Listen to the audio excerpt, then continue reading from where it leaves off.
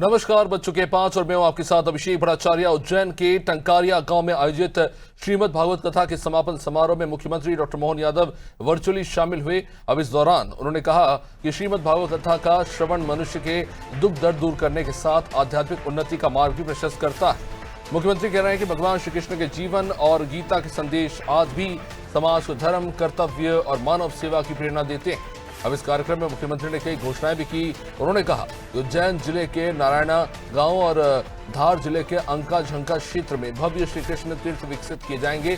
साथ ही साथ ग्रामीणों की मांग पर टंकारिया क्षेत्र में सड़क निर्माण, धर्मशाला में शीर और गौशाला के लिए भी सहायता दी जाएगी। मुख्यमंत्री ने कहा कि प्रदेश सरकार धार्मिक और सांस्कृतिक धरोहरों के संरक्षण के लिए लगातार काम कर रही है। उन्होंने आयोजन समिति, संतजनों और श्रद्धालुओं का अभिनंदन करते हुए कहा कि ऐसे आयोजन समाज में एकता, सद्भाव और सांस्कृतिक मूल्यों को मजबूत करने का काम करते हैं।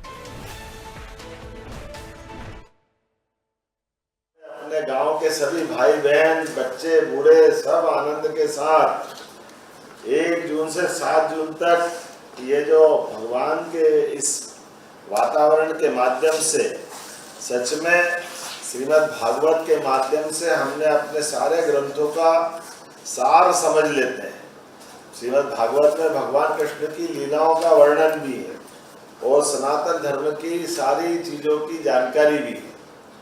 हमारे लिए सौभाग्य की बात है, गोपाल कृष्ण भगवान के जीवन में कितने कष्ट थे, उनकी मधुर मुस्कान हमको उत्साह बढ़ाती है, आनंद के साथ हिम्मत दिलाती है। और उनकी मित्रता का उदाहरण हमारे लिए भगवान कृष्ण और सुदामा की दोस्ती के नाते से दुनिया भर में लोग इस बात का उदाहरण देते हैं कि गरीब अमीर की दोस्ती का उदाहरण सुदामा और भगवान कृष्ण से ही समझ में आता है। ऐसे समय में जब हम भागवत कथा कर रहे हैं और पुरुषोत्तम मास में कर रहे हैं, हमारी अपनी सरकार भी भगवान कृष्ण के जहाँ जहाँ लीलाएं हुई, भगवान उज्जैन में शिक्षा ग्रहण करने आए तो उज्जैन में शांतिपनी आश्रम में जहाँ सुदामा और भगवान कृष्ण की मित्रता हुई, उस स्थान को भी हम भव्य दिव्य बनाने वाले हैं।